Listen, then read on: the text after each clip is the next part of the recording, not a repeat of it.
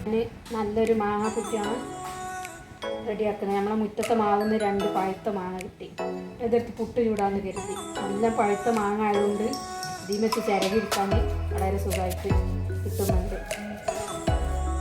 ഇനി ഞാൻ അരി വെള്ളത്തിലിട്ട് കുതിർത്തി മിക്സിയിലിട്ട് പൊടിച്ചിട്ട് തയ്യാറാക്കിയ പുട്ടും കൂടിയാണിത്.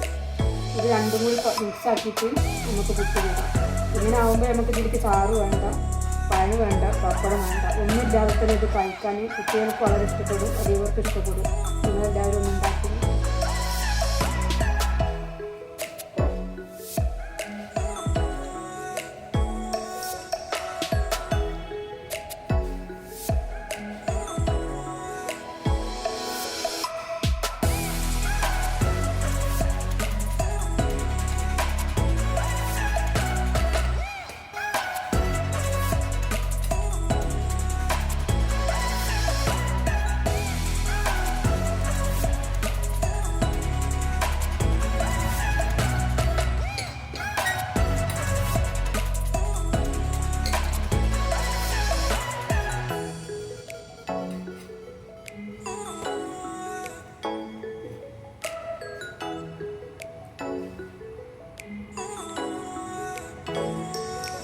മാംഗോസ് പുട്ട് നിങ്ങൾക്ക് ഇഷ്ടമായാൽ ലൈക്ക് ചെയ്യുക, സബ്സ്ക്രൈബ് ചെയ്യുക, ഷെയർ ചെയ്യുക, കമൻറ്റ് പറയുക.